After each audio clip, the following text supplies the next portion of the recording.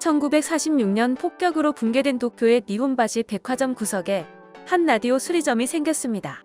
바로 모리타 아키오와 이부카 마사루에 의해 설립된 도쿄통신공업 주식회사라는 이름의 회사였습니다. 도쿄통신공업 주식회사는 고장난 라디오 수리를 전문으로 하는 업체였는데 창업주들 역시 전후 라디오 수리점이 얼마나 성공할 수 있을지에 대한 확신은 없었습니다. 그러나 라디오의 전방위적 확산과 전후 기술자 부족과 맞물려 이들은 도쿄통신공업 주식회사는 예상 외로 성공을 거두게 됩니다. 직원 수도 점차 늘어나고 어느 정도 탄탄한 자금력을 확보하게 된 것입니다. 라디오 수리업이 생각외로 성공하자 이들은 스스로 제품을 생산할 생각을 하게 됩니다. 아키오와 마사루의 고민 끝에 이들이 처음 생산하기로 한 제품은 바로 전기밥솥이었는데요. 전쟁으로 폐허가 된 일본에서 이전과 같이 전통적인 방법으로 밥을 짓는 것이 쉽지 않았기에 전기밥솥을 주력 상품으로 삼은 것입니다. 수리점에서 생산점으로 조금씩 성장하던 도쿄통신공업 주식회사는 1956년 사명을 바꾸게 됩니다. 기존 이름이 너무 길었고 외국 사람들이 쉽게 받아들이기 어려울 것이라고 생각했기 때문인데요. 이들은 고민 끝에 사명을 소니로 바꾸게 됩니다. 여기에도 재미있는 이유가 있는데요. 원래 아키오는 사명을 소니가 아니라 손니로 바꾸려고 했습니다. 그런데 손니라는 발음은 일본어로 읽을 때 손해라는 뜻이어서 손니에서 은 하나를 빼고 소니가 된 것입니다. 이렇게 이름을 바꾼 소니가 본격적으로 성공가도를 달리기 시작한 것은 미국에서 라디오를 판매하기 시작하면서부터였습니다. 1957년 소니는 세계 최초로 포켓 사이즈 트랜지스터 라디오를 생산했습니다. 이것이 미국에서 호기심을 끌었는데요. 그 전까지 라디오라고 하면 거실이나 침실에 놓고 듣는 용도였기 때문입니다. 소니의 이러한 시도는 적중했습니다. 휴대용 라디오는 불티나게 팔렸고 여기서 얻은 자금과 기술력으로 1960년 세계 최초의 상업용 트랜지스터 텔레비전을 개발하게 됩니다. 그러나 소니의 전성기는 아직 오지 않았는데요.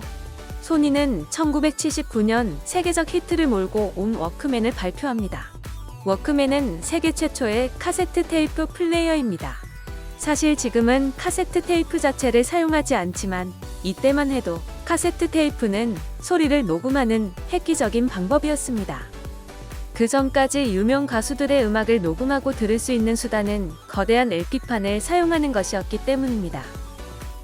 그런데 소니는 이러한 카세트 테이프를 어디에서나 들을 수 있는 초소형 기기를 발매한 것입니다. 덕분에 시장의 반응은 뜨거웠습니다. 당시 최초 발매 가격이 무려 33,000엔으로 우리나라 돈으로 약 40만원 현재 물가로 환산하면 수백만원이 넘었음에도 불구하고 미국의 부자들은 앞다투어 워크맨을 구매했습니다. 워크맨과 하드웨어로 전성기를 누리던 소니는 1988년 사업 다각화의 일환으로 소니 뮤직 엔터테인먼트를 설립하고 1989년에 소니 픽처스를 설립합니다. 또한 1994년에는 플레이스테이션을 발매하며 콘텐츠와 미디어 산업 전반에 공격적인 투자를 실시합니다. 이때 소니의 위상은 21세기 애플과 비슷한 수준이었다고 하는데요. 지금 애플이 스마트폰, 태블릿, 이어폰, 미디어 등에서 엄청난 영향력을 발휘하는 것을 보면 이때가 소니의 전성기였다고 할 수 있습니다. 그러나 산이 높으면 골도 깊은 법이기에 소니의 공격적인 투자는 소니의 어두운 앞날을 예고하는 부메랑이 되어 돌아왔습니다. 1995년 여전히 소니가 세계 최고의 기업이던 때에 이데이 노부유키 회장은 새로운 비전을 발표합니다. 즉, 워크맨, 플레이스테이션과 같은 소니의 하드웨어와 미디어 게임 같은 소프트웨어를 하나로 묶어 소비자들을 소니 생태계 안으로 유치하겠다는 것입니다. 이는 마치 애플이 아이튠즈를 통해 여러 기기의 호환성을 높여 애플 생태계를 만들려는 시도와 유사한 시도였습니다.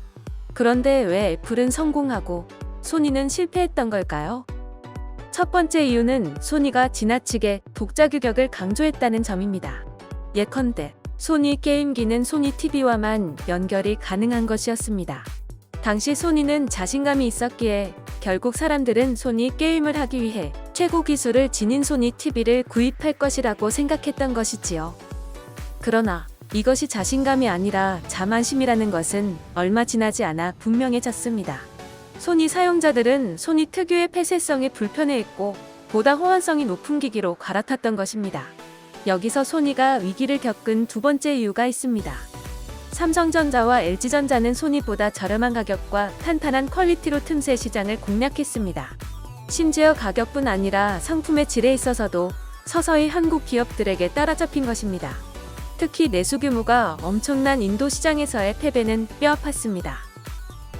결국 소니의 주가는 폭락하게 되고 2005년까지 세계 1위를 하던 TV 시장에서의 점유율도 삼성과 LG에 밀려 3위로 떨어지게 됩니다.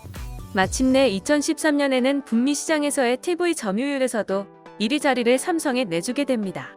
결국 소니는 맨해튼의 미국 건물을 매각하는 처지에까지 이르게 됩니다. 2014년은 소니에게 암흑기였습니다.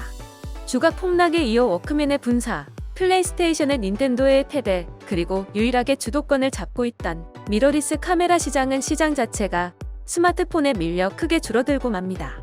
결국 2014년 소니는 기록적인 손실을 기록합니다. 소니 픽처스와 몇몇 사업부의 매각설이 진지하게 검토되었고 전자제품에서는 손실만 보는 소니를 보고 소니는 더 이상 전자제품을 만드는 기업이 아니라는 말까지 나왔습니다. 연간 적자가 500억엔, 약 우리 돈으로 6천억 원이 발생했는데 그나마 이것이 예상치보다 나은 수치라서 주가가 오르기도 하는 해프닝도 있었습니다. 특히 모바일 분야에서는 소니의 플래그십 스마트폰인 엑스페리아의 처참한 실패가 이어졌습니다.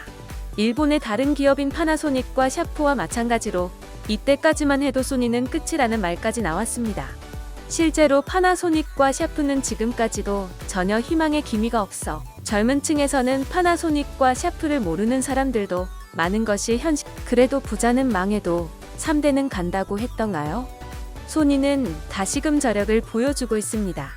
삼성과 LG의 1위 자리를 빼앗긴 전자제품, 완성품 시장에서 자신들이 최고가 아님을 인정하고 대신 다른 분야에 힘을 쏟은 것입니다. 전자제품의 기초 부품인 이미지 센서에서 시장 점유율을 유지하고 플레이스테이션도 다시금 인기를 끌고 있는 것입니다. 동시에 소니 픽처스와 소니 뮤직이 다시금 힘을 얻으며 주가 역시 17년 만에 최고치를 경신했습니다. 주요 먹거리인 스마트폰 시장에서의 사실상 철수는 뼈아프지만 덕분에 사업 다각화를 꾀할 수 있게 된 것입니다. 소니의 성공과 몰락, 그리고 부활의 날갯짓은 옆 나라의 우리들에게도 많은 교훈을 줍니다. 최고가 되는 것도 중요하지만 최고의 자리를 유지하는 것은 더욱 어렵습니다. 그리고 위기 상황에서의 결정적인 선택 한 번이 기업의 운명을 좌우할 수 있습니다. 소니의 역사에 대한 영상이 재밌으셨나요? 지금까지 여러분과 함께 성장하는 채널 월드리액션 TV였습니다. 구독과 좋아요를 눌러주시면 영상 제작에 큰 도움이 됩니다.